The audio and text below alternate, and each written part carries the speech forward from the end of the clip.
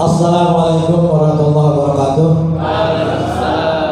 Bismillah, alhamdulillah, wassalatu wassalamu ala rasulillah wa ala alihi wa sahbihi wa mawala wa la hawla wa la quwata illa billah, amma ba'du.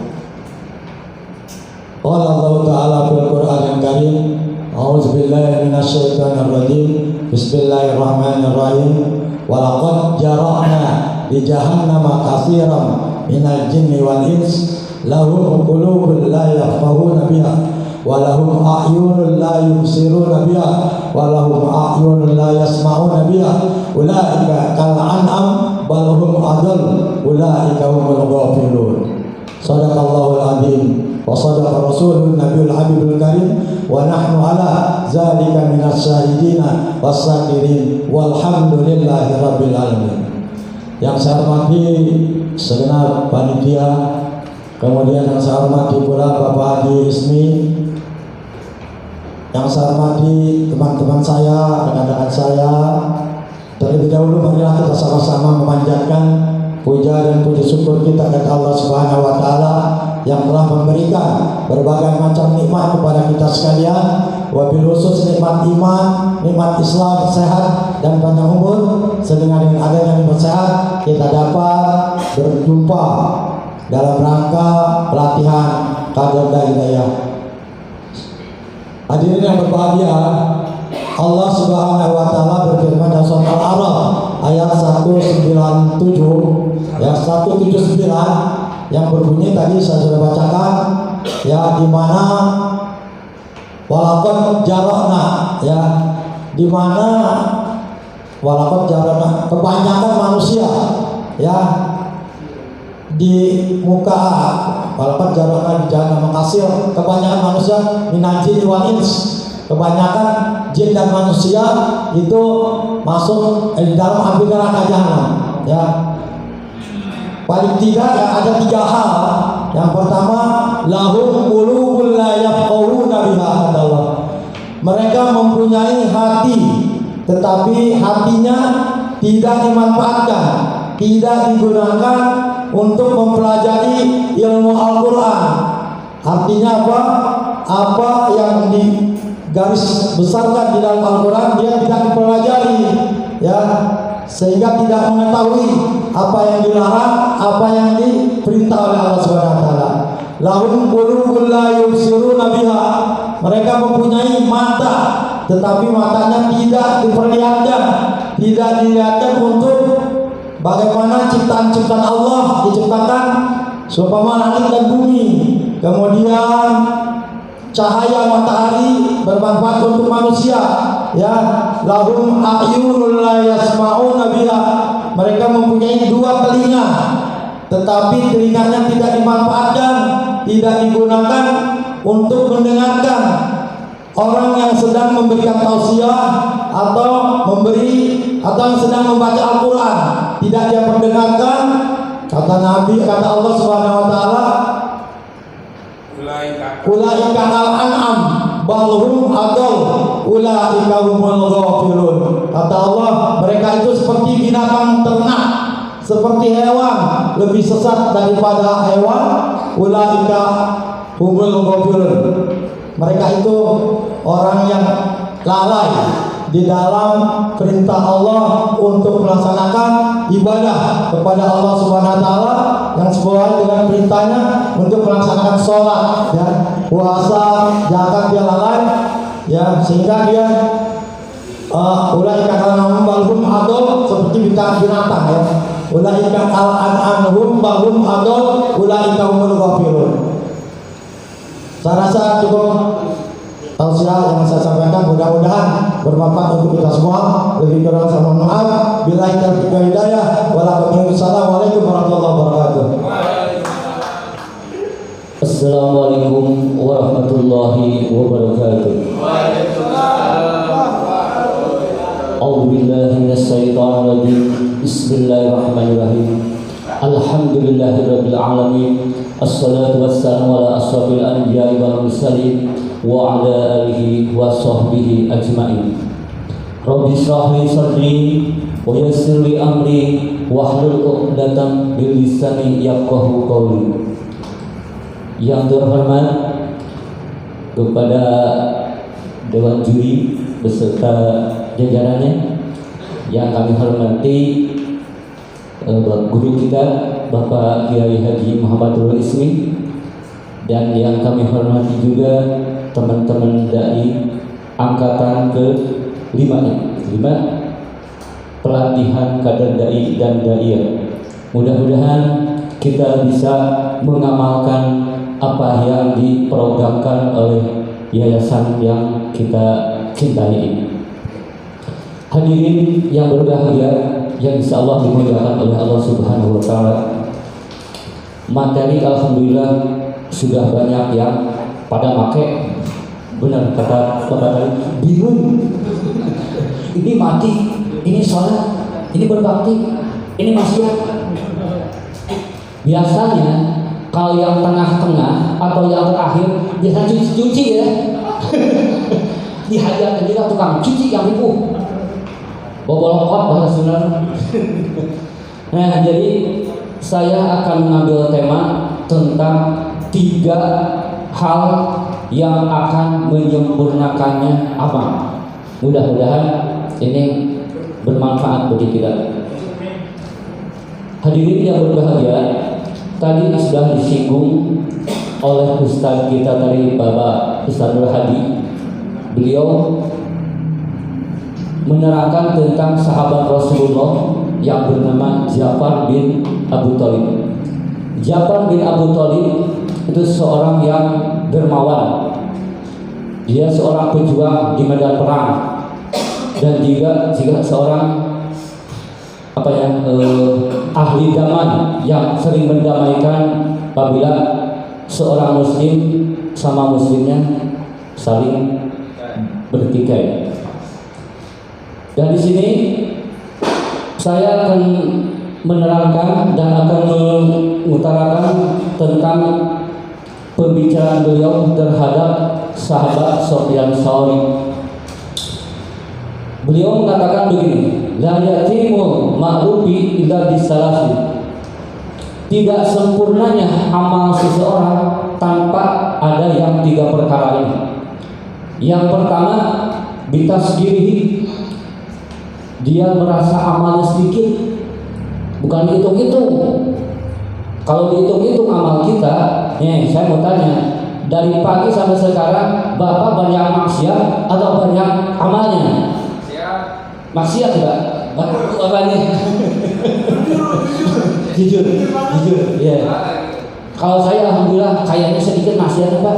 Bangunnya jam 8 langsung ke sini. Jadi alhamdulillah tidur ada manfaatnya, Pak. Mengurangi maksiat. Jadi kita jangan menghitung-hitung amal. Kalau kita menghitung-hitung amal, tidak akan ada ujungnya dibandingkan dengan karunia Allah yang Allah berikan kepada kita.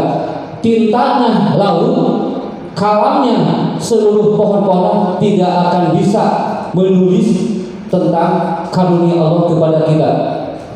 Yang kedua, watak jilihi, tidak menunda-nunda ketika ada kebaikan. Nah, Bapak punya duit, Bapak dikasih jajan atau disedekahkan? Ya.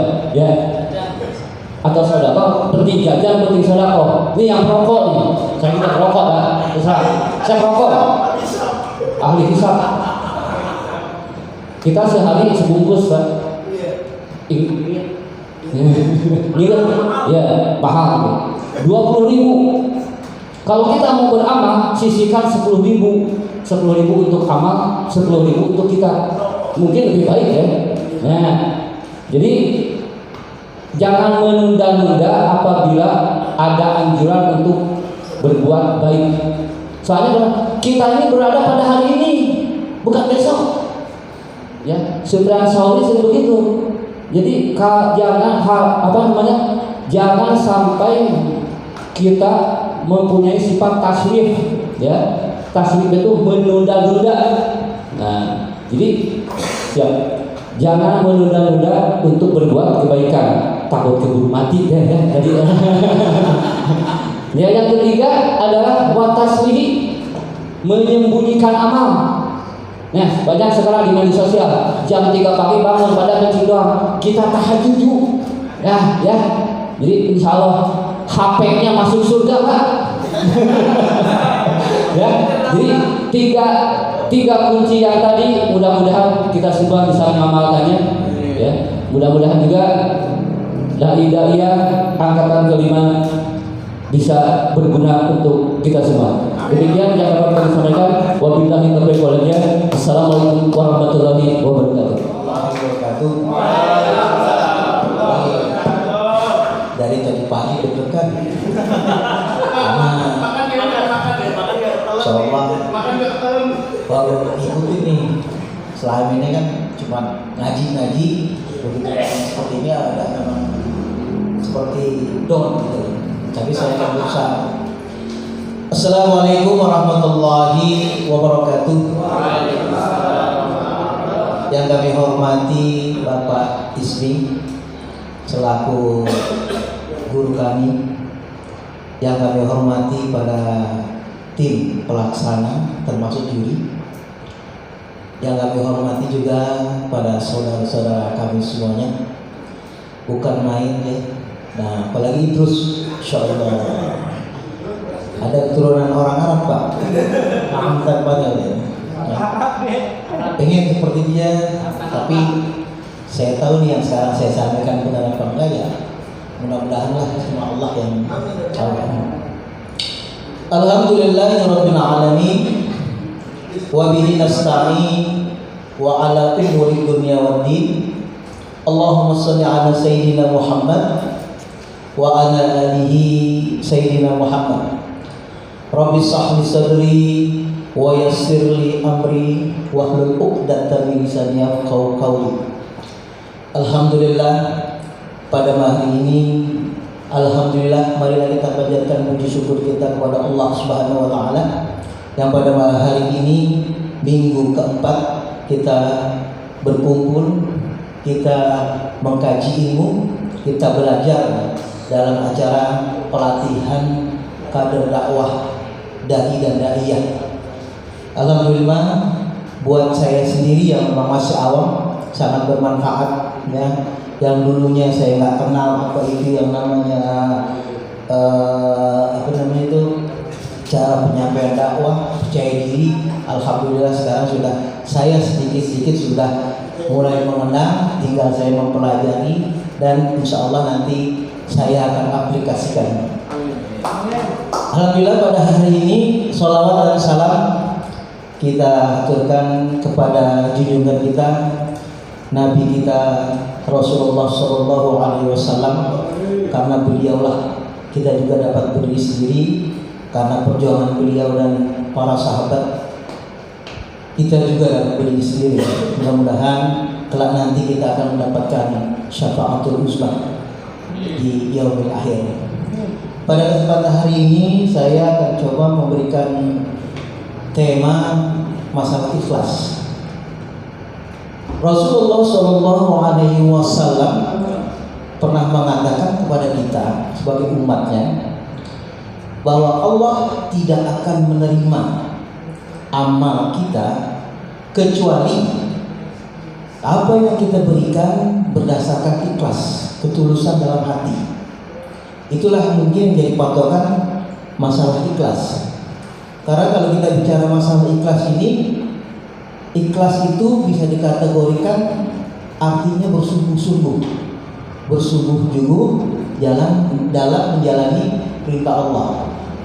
Karena seberat apapun kita bekerja, sekeras apapun kita berpikir, sekaya apapun kita mempunyai harta, tidak akan diterima oleh Allah kalau rasa ikhlas kita di dalam hati belum maksimal.